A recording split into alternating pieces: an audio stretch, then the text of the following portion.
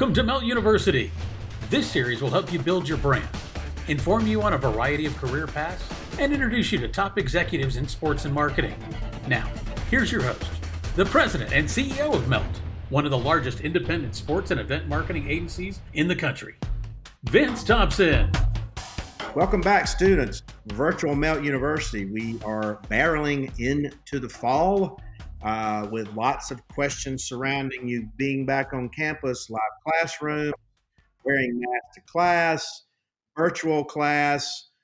Are you going to be able to go to a football game, college football game this fall, SEC, ACC, Big 12, Big 10, Pac-12, all the other ones? And there is nobody further ahead of this curve than my dear friend Tony Barnhart. He also is just an amazing person and also lives by his values. He is a servant leader, and he will talk about his career path. He'll talk about his passions. He'll talk about what he sees as future opportunities, because he is of new careers in college athletics and sports, and he's on the cusp of this. Uh, we call him Mr. College Football, and that's probably an understatement as a moniker. Was with the Atlanta Journal for many, many years, insider on CBS Sports, SEC Network, Paul Feinbaum, but started it all down with the University of Georgia. Go Dogs. And we'll talk about, his passion and career path there. Subsequently moved to Greensboro and began his career, came back to Atlanta in '84.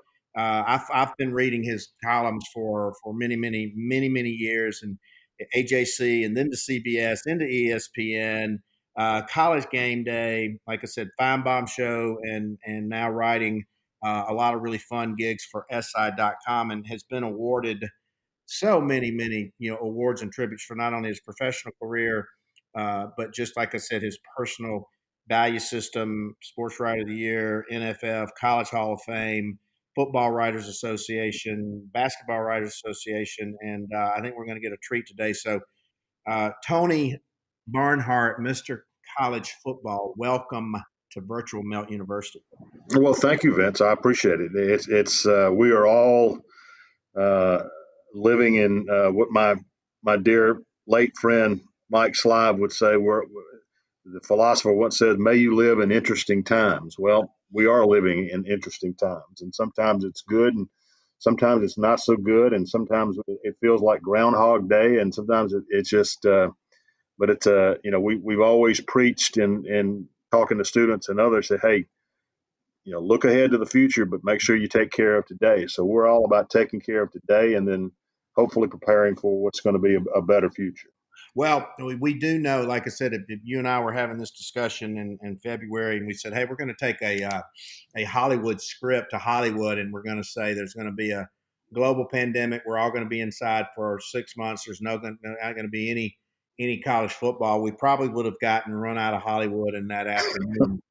And I tell our students ideas that I would bring to clients 6 months ago. They kicked me out of the room, think I was crazy. They're now coming back going, hey, maybe that's not such a bad idea. So in the spirit of silver linings, a lot of people are being pushed out of their comfort zone, and no better time for our students to really begin thinking about their post college career. Because Tony, we know that people coming into the sports business and journalism business and sports marketing business, and you've seen all these things, but it's going to be very, very difficult on entry level job people, because there's so many people unemployed, in our space, that they'd be willing to take, a lesser job for lesser wages, which is Sure.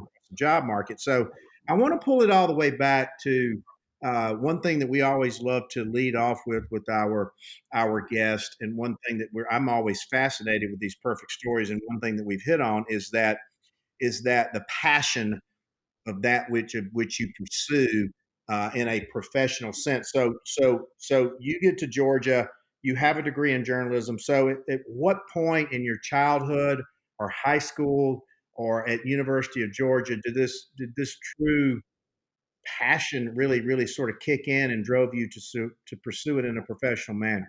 Well, I was torn, particularly in high school. I had an English teacher who was very, very supportive, and she said, if you really work at this, you could make a living writing.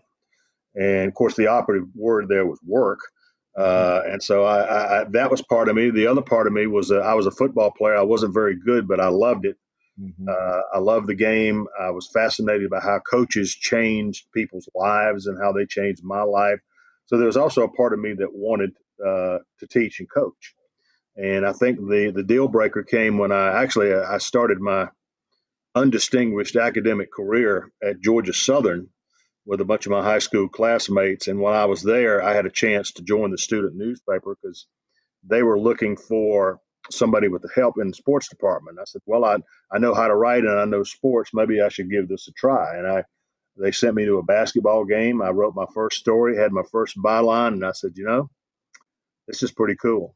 Mm-hmm. And there came a time that I decided being a sports writer was what I was going to do.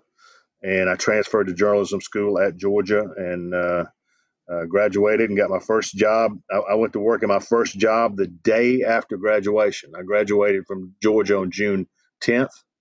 And then the June 11th, I got my first paying job as a newspaper person in Union, South Carolina, making $125 a week. And I was rich beyond my dream. You were and you were also in Nirvana because you're like, I'm actually getting paid. That's right. Something I really love, and that's the thing that we talk about. We talk to our kids about, and we hear this a lot. Is that a student? I've got a son, is a sophomore at Georgia, but a student will go to school and they think, well, I'm going to go be a doctor, lawyer, attorney, or whatever. I mean, accountant.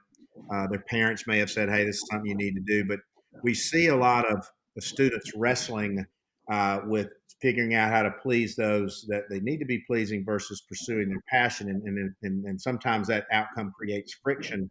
But what we talk to our kids a lot is that pursue your passion with zeal. And if you do something that you love, you won't work a day in your life. And I would suppose along your illustrious career, you've probably never worked a day in your life just based on the Yeah. fact you were always able to practice your passion against that. So no matter what it is, talk about your philosophy on that pursuit of passion. And to your point, it's unheard of now that you step into a job the day after you graduate. You got to take a gap year. You need a downtime.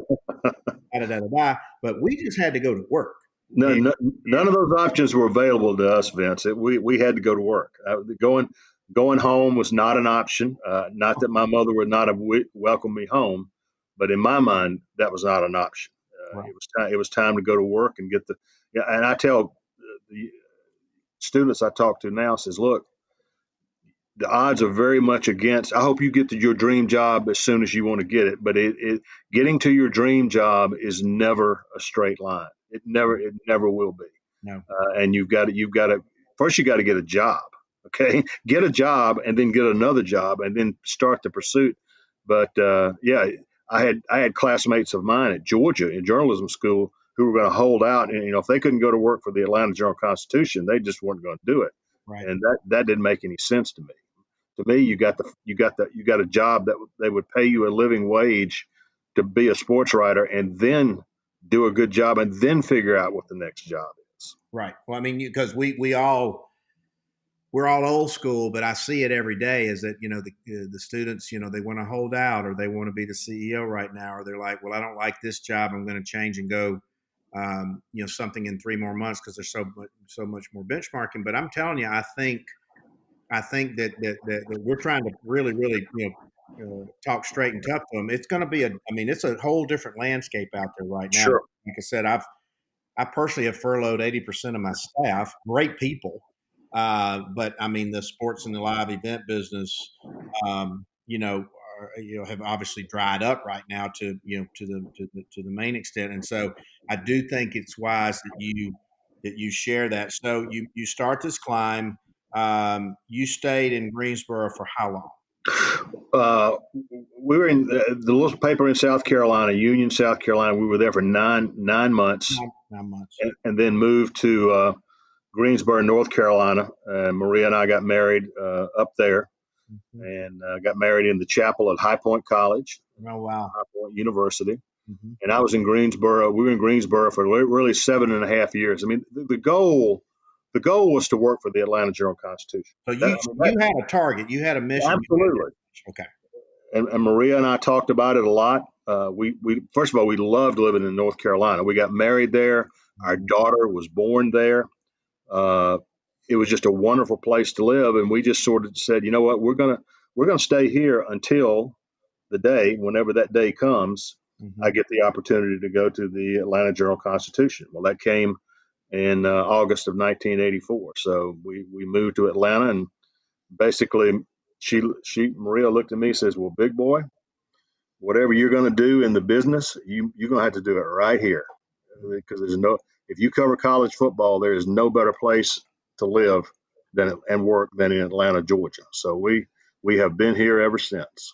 So you get the holy grail of jobs in the college football. I mean, I know Birmingham would have argued that at the time, with the college football capital of the world, and you're working, I'm assuming, for the legendary Furman Bisher, who, Oh yeah, between probably him and Larry Munson and a couple others, really paved the way for for all of us in this industry. So you get there, and you're, as Maria said, you're sort of like the Walinda boys. You're out there on that high wire, uh, without a net. Tell us about quote unquote going to the big leagues. So to your point, I mean, the AJC. I was living in Birmingham at the time, but the AJC was the gold standard. right. Well, think about this. My goal is to work for the AJC, and not only do I get the job working for the AJC, they call me up and ask me to come interview to be the beat writer for the University of Georgia, my Wow. alma mater. Wow. And so I got the job, and it was an incredible thing to be a part of, and I did it for a couple of years. But then, as always, something happened, and what happened is after I'd done the beat and for a couple of years, the sports editor of the Atlanta Journal-Constitution, a guy by the name of Van McKenzie, one of the most brilliant people I've ever met, brought me into his office one day and said, and I'm 29 years old, something like that. Right. He looks at me and goes, "How would you like to be the assistant sports editor?" Wow. And I'm thinking, are you kidding me? To do all this and to be the assistant, and I was going to be one of several. Now I wasn't going to be the only one, but I was going to be an assistant sports editor of the Atlanta Journal-Constitution. And I'm thinking, as much as I'm enjoying what I'm doing and what a great job it is, you're talking about getting an opportunity to be an assistant sports editor at a major metropolitan newspaper in one of the best sports sections Mm-hmm. in the world at the age of 29. Mm-hmm. And I'm thinking, I said, how can I pass that up? And so I walked away from writing to be the assistant sports editor for a couple of years and learned. I can't tell you how much I learned, and I'm so glad I did it. I was also, after about a year, I was completely miserable. It was a great job, and I learned a lot, but I was working late hours at night, putting out the newspaper. Yeah. And so, bottom line, I'm glad I did it for 2 years. I'm glad I did it. I learned a lot about the business. But then back in '87, I came back to writing again, and I became more of a writer that covered all the colleges, all the ACC and the SEC, and did some national stuff. So they expand when they brought me back to writing. They expanded my role, which is exactly what I hoped would happen. Well, But, yeah. you point out a couple of things, and one thing that we have heard from a lot of our guests, including SEC Commissioner Greg Sankey, is that never be afraid to push yourself out of your comfort zone, because Yep. he graduated upstate New York. First job was in Podunk, Louisiana, and he said, I knew I needed to push myself out of the comfort zone. I was ready to do that. I took that risk and set him on his path. But if you think about unwittingly your path, you're in North Carolina, you make all these amazing connections with the ACC, then your dream to go back to the AJC, you cover one of the most vaunted teams in the SEC. Then you have an opportunity to really learn more of facets and the elements of the publishing business and the paper business and the print business, which you could argue that experience, even as hard as it was, is probably contributed to your career success today based on one of the axioms is life is not linear. So Correct. we all are living that now, and I think our students probably would have figured it out a hell of a lot longer than they're figuring it now because none of us figured out we'd be here. But talk about that philosophy of pushing yourself out of the comfort zone because you really don't have anything to lose, do you, Tony? No, you really don't. You really don't. And what it is I spent 2 years. I spent 2 years in a job that taught me a lot. Now, did I enjoy every minute of it? No, because I didn't. I didn't like the late hours. Right. Because literally, I was a sports editor who was in at night putting out the newspaper. And our last deadline was like 1 a.m. Yeah, and And people don't really driving back home understand. after that was not a lot of fun. So They don't understand that these kids now don't understand. But like you had to shove that sucker out the door because it had to be on people's doorsteps at oh, 5 or 6 the next morning every day. right. Absolutely, and deadlines are a fact of life. And when you don't make deadlines, you got the people who run the printing presses who are behind. You got the people who drive the trucks are behind. You got the people who deliver the newspapers on somebody's doorstep. They're behind. So it all comes back to you. And if you go through a stretch where you're blowing deadlines, now you can blow deadlines when there's breaking news or something big is happening. Right. They'll let you stretch it, but every day, day in and day out, no sir. You got to be on deadline. If you're not, you're going to hear about it. Right. Yeah. And to your point, and that's a huge amount of responsibility. And so talk about you had this great success at the AJC.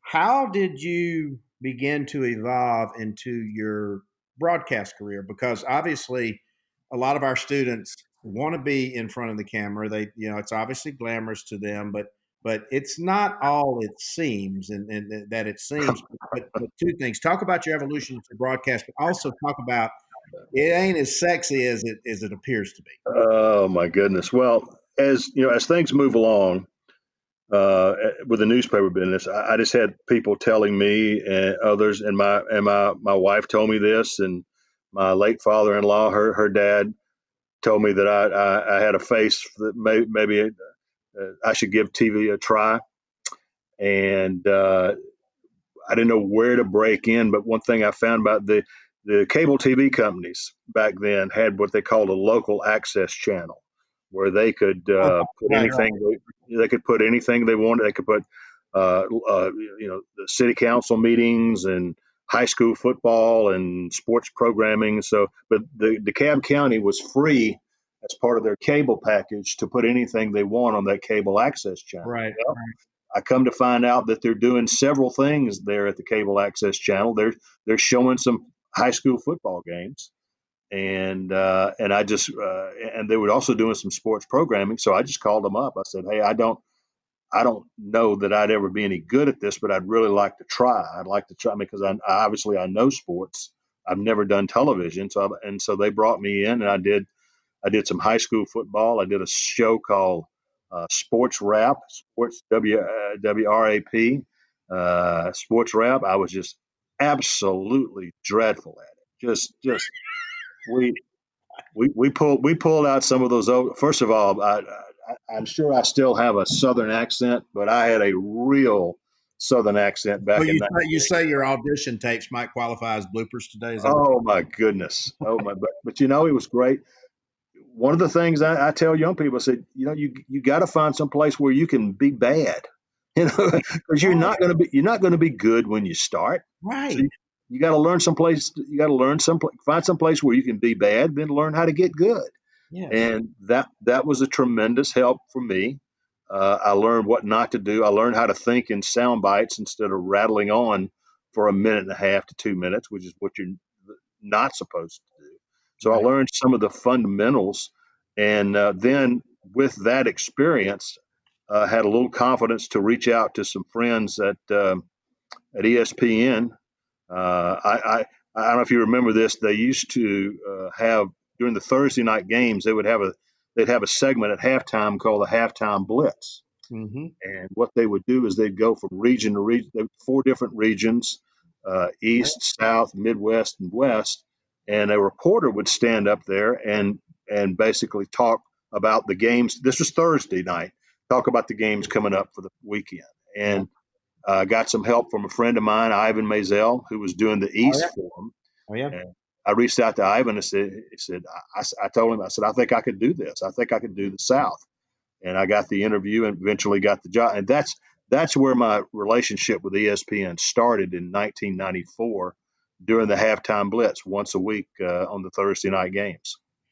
Ah, the good old days of ESPN. You know, when and they would float around. I miss that. But we come back to this is that you took that shot with with a local. I never, by the way, I never knew the story how your broadcast career started, but with a local free channel covering high school. You took that shot. You had no experience in front of the camera. You were willing to be bad at something, and that is such. They see you now on ESPN or SEC or Primetime or something, and they just assume that you sort of our students just assume you sort of just lit there or landed there. They don't realize, that we all started by taking that shot, and then obviously that has led to a more than 20-year career, 25-year career, both in front of the camera and you've also been a very prolific author. I think you've published 7 or 8 books, I think, by my count. Larry Munson book and Dooley book and Southern Traditions book, and so talk about a couple things. Talk about because kids now possess all these tools to really basically be self-published now or be their self-talk show host now, and not like the old days. But talk about some of your publishing career, and if students have ideas for those things, because you never know who's going to read it. It's going to get picked up for a movie or content or Netflix. But talk about your publishing career a little bit, because I just love your reading and I love the way you write. Well, thanks. The book that I absolutely knew that I wanted to get done early in my career was Southern Fried Football, which would be an overview of why we in the South are so gaga about college football. All the history and traditions and coaches and players, and I wanted to just do one big, not a dry history book, but basically an overview of how it's unique to our culture. Mm-hmm. And I got that book done in 1999, and then redid it, rewrote it again in 2007 after that crazy season where Appalachian State beat Michigan at Michigan and all that. So that was one that I felt very good about, and I think it has sort of stood the test of time. Right. The Larry Munson book came about because Larry had sworn, and he told me this, that he would never do a biography about him. He would never do it. He just didn't think it was a good idea. Old He had school guys read an article. didn't think anybody cared about what they had to say. Yeah, but growing up in the South, we all know different. We know what the great voices, the Larry Munson, the Jim Fifes, all those people meant to the people who followed these teams. That's their guy. That's who they listened to. And so his son, Larry's son, Michael, came to me and said, "We've talked Dad into doing the book." And he said he would do it if you would do it. And I'm going like, "Are you kidding me?" Yeah, absolutely. I remember I was driving somewhere when he called and said, Dad said he'll do it if you'll do it. And I said, absolutely. And putting that book together was as wonderful an experience as I've ever had in the business, because for about 8 to 9 months, 3 days a week, 2 or 3 days a week, I would go sit down with Larry and we talked for an hour and a half or so.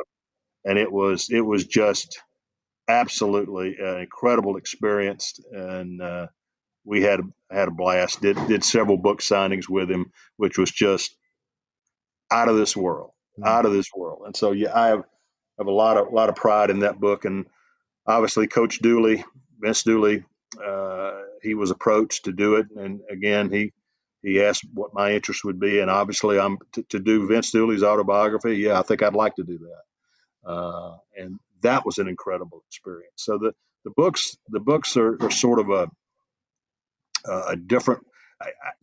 Vince, I tell the young people I speak with everything. You got a lot of different tools in your toolbox. You got a lot of different muscles, creative muscles to flex. Learn to use them all. Right. Learn to have a lot of different tools in the toolbox, because sooner or later things are going to change, and you won't be able to use this tool, but you can use that tool. Right. And so do as many different kinds of things you can. And books was just one of those creative muscles that you like to stretch. Well, you hit on a lot of things, and obviously, some of our listeners may not know that Larry Munson, the famous voice of Georgia Bulldogs for many years, Jim Fife, one of my when I was working for my first job, my summer internships, Bobby Louder in Montgomery, Alabama. I used to go sit in the WLWI booth at 5 o'clock with Jim Fife when I got off doing my intern program at the bank, and just listen to the masters. But you hit on something I want to unpack here for a minute.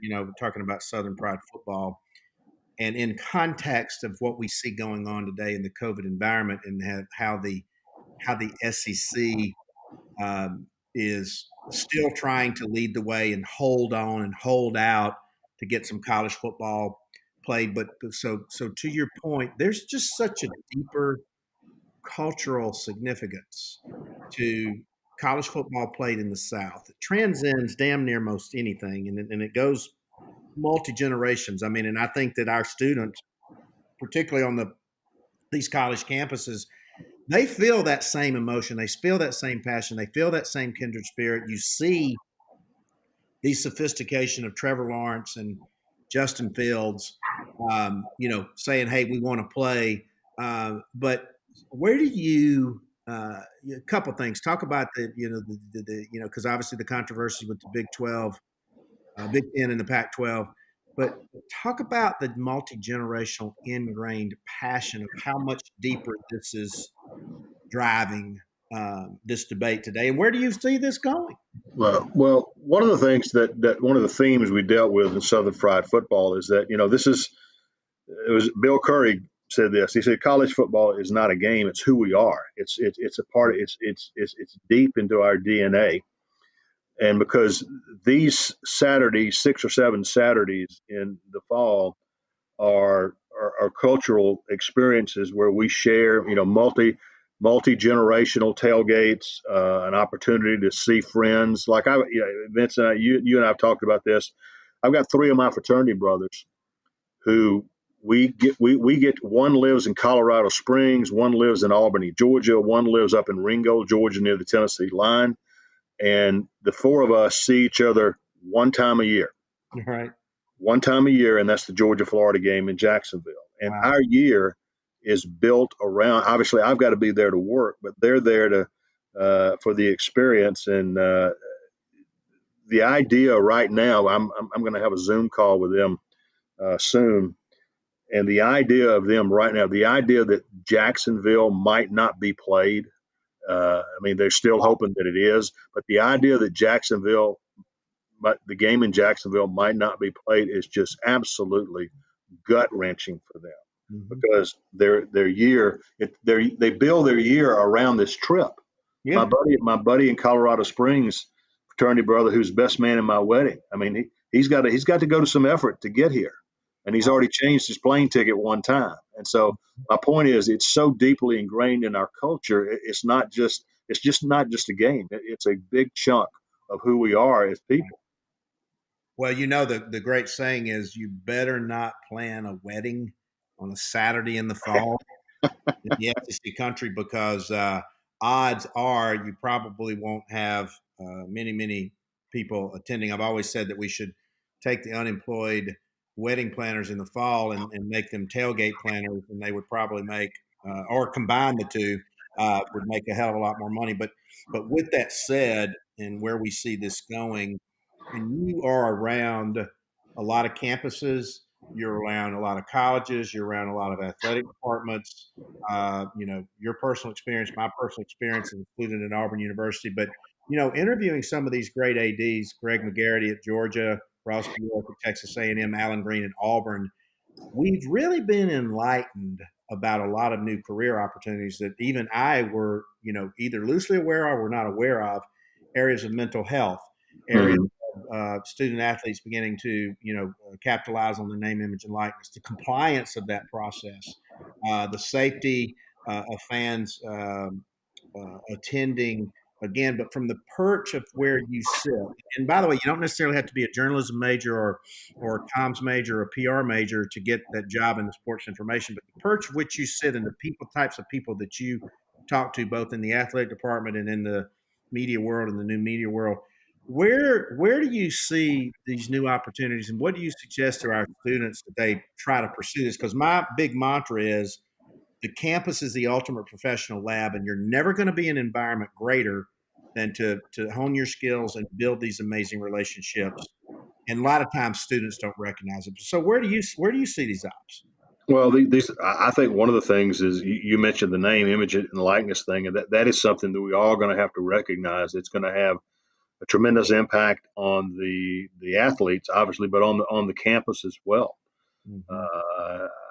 I just think there are going to be numerous opportunities as the structure changes, and it's going to be something. But yeah, I would look as the athletes become compensated. There are going to be certain things, areas where they need help. Well, for example, when we bring up name, image, and likeness, I think there's going to be a whole department of the athletic association. That's going to be what they do, is monitoring these deals, various endorsement deals and other deals for compliance. I think that schools will definitely take on people like that who know about marketing and perhaps even to help Right. uh, the student athletes do that. So I just think that you just got to look. The needs change as the culture change, as the games change, the needs change. Figure out what the need is and figure out a way that you can fill it. Well, you hit on something, Tony, and it's fascinating because I never thought I would be having conversations with head football coaches, old football coaches, college coaches, recruiters, and current and future student athletes by saying, you know what, I don't. What is this school going to do for my brand? Not what can my brand do for this school. Sure. So I literally met with a high school senior, successful athlete, and they want to start a fashion line at 17. And I'm like, oh my God, the sophistication. And then you juxtapose that, with the old ball coaches and Spurrier and Saban and Gus and all these guys who've just been football coaches. And I don't think there's a better time and opportunity, particularly, and this is what a lot of our students don't miss it, but a lot of folks, our peers miss it, is that the sophistication of these students, these student athletes, is the most sophisticated that you and I will have ever seen in our lifetime. And maybe they've seen because of the wireless and the technology and the social and the media and the followers and the platform. Um, there are going to be new great career opportunities for students in creating non-traditional content on campuses on behalf of these student athletes. And I know it's complicated and devil's in the details, but we always focus on Tua and Trevor and Jake Fromm, but there's a lot of amazing student athletes that don't necessarily, suit up for a football game on Saturday. So, you see the opportunities out there, right? Right. Well, yeah. Think about this. I've told people about this. It says, you know, yeah, it's easy. Looking at Trevor Lawrence, looking at Justin Fields, that's easy. Okay, that's just low hanging fruit. But what about the guy who is a good player, not a great player, but is the biggest deal to ever come out of his hometown Mm-hmm. in the state of Georgia, state of Alabama? And everybody there knows him. There's going to be opportunities for him to go back home while he's still a student and take advantage of that 3 or 4 year window while he's in college, where what people forget is that they focus on the big guys, on the Trevor Lawrences, and how much money they're going to make in the NFL and how much they're going to make in endorsements. Their biggest earning days are ahead of them. Well, for this group I'm talking about, good players but not great players who may or may not catch on with an NFL roster, their prime earning time is really going to be the 3 to 4 years, at least from a marketing and endorsement standpoint.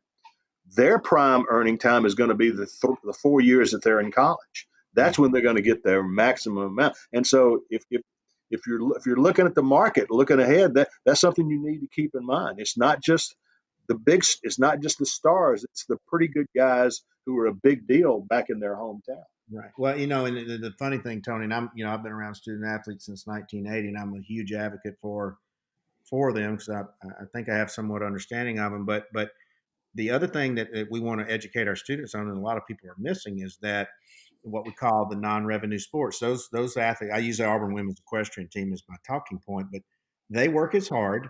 They probably aren't on a scholarship. They're paying their way. They're studying their way. They're practicing. They're winning.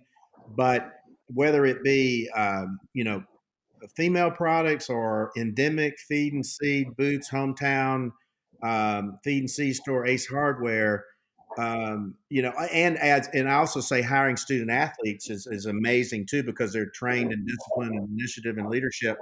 But people fail to miss $500 or $1,000 to a student or a student athlete is a lot of money.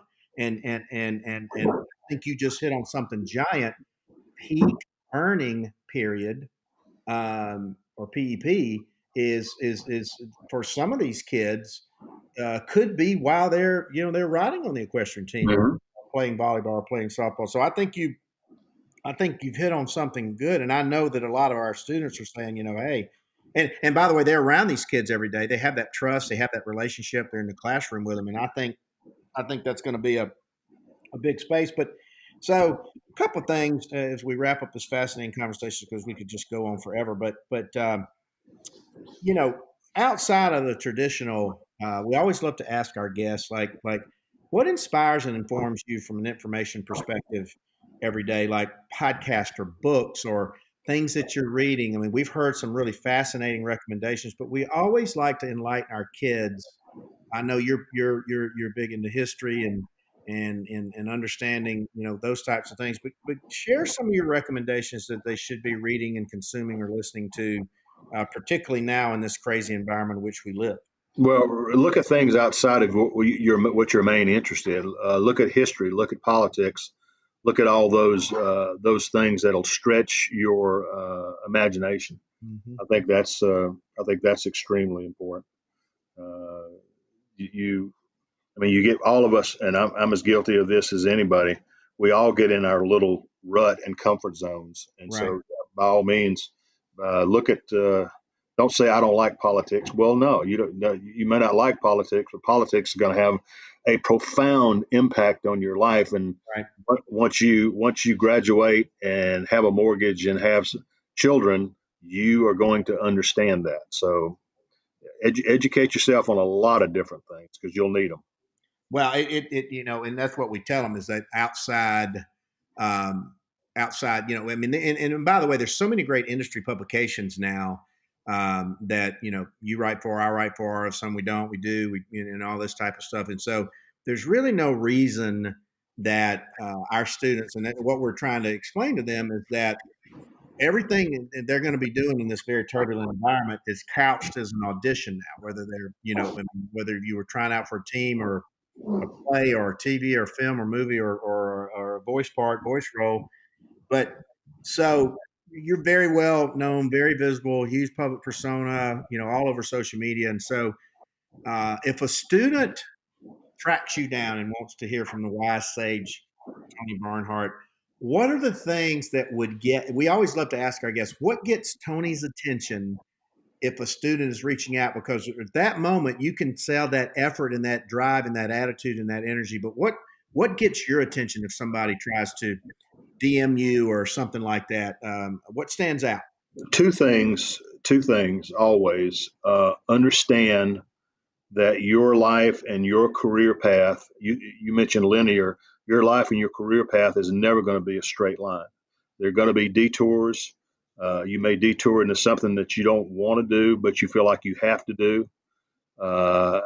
And so understand, just because the next opportunity is not the opportunity you wanted, the one you planned for, the one you hoped for, the next opportunity, you may have to move laterally over here a few feet, and then keep your forward march on. So always understand that it's not going to be your life and career won't be a straight line. Number two, no matter what happens, keep your heart and your mind open for whatever's next.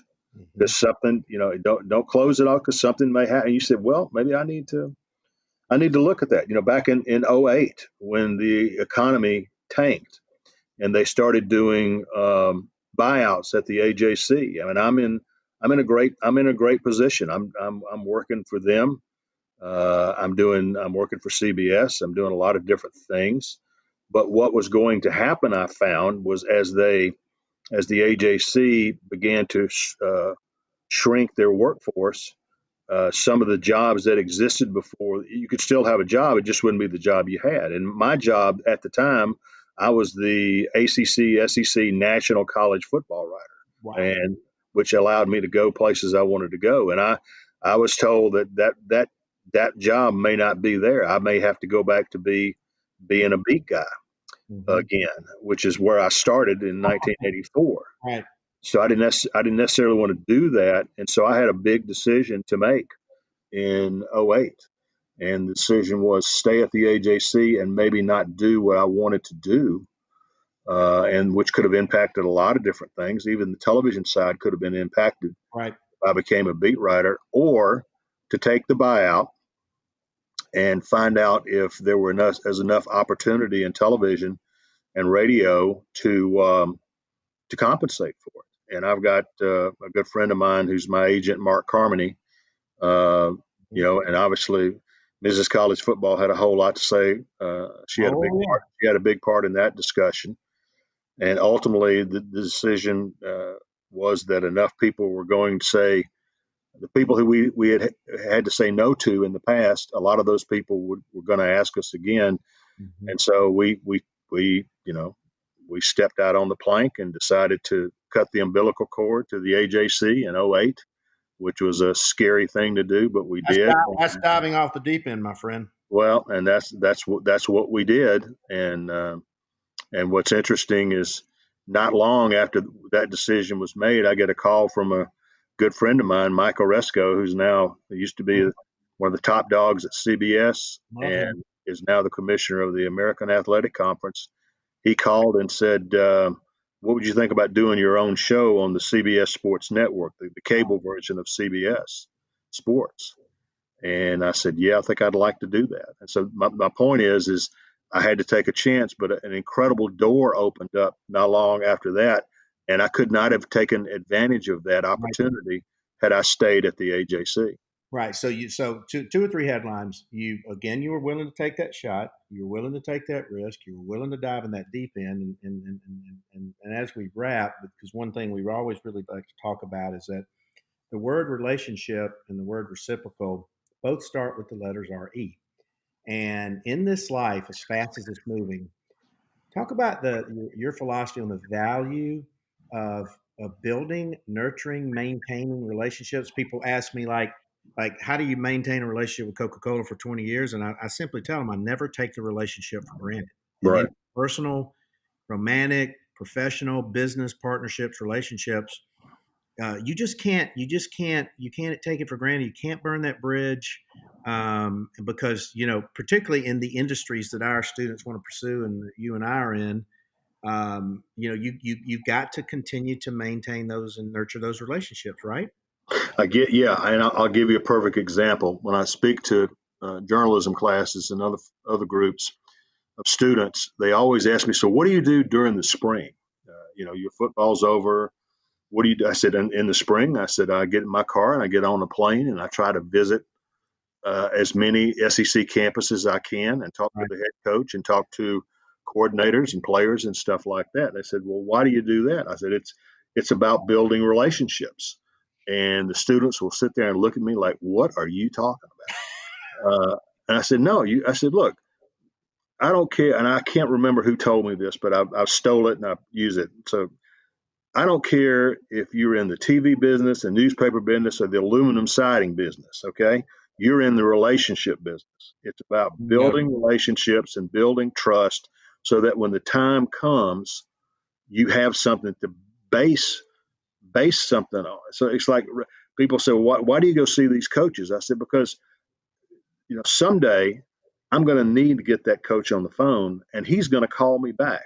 Why? Because I invested in the relationship bank up front, and that's what relationships are all about. They pay off if you invest in them, and as you said, don't take them for granted.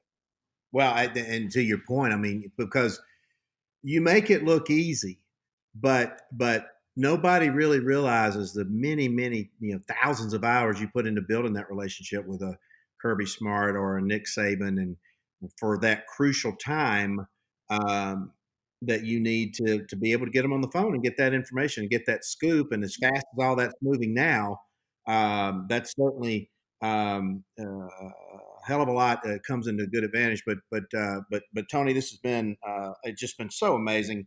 I've always wanted to sort of turn the microphone around on you, and you certainly didn't.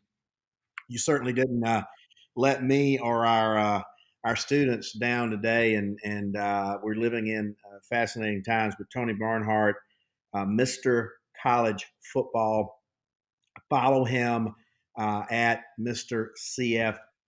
If you really want to know the latest and greatest breaking news of our industry opportunities, one of the most kind, generous man in our profession. I think just an amazing, fascinating Hall of Fame career. But we both have a lot more tread in our tires and trying to stay on the treadmill as fast as we can. But Tony, Mr. College Football, we thank you so much for sharing your words and wisdom and advice and inspiration with the students of Virtual Melt University today. All right. Well, always good to be with you, Vince, and you stay safe out there. All right. Thank you so much, sir. You bet. Thanks, Vince. Hope you enjoyed today's virtual class. We'll be back soon with another edition of Melt University 2020.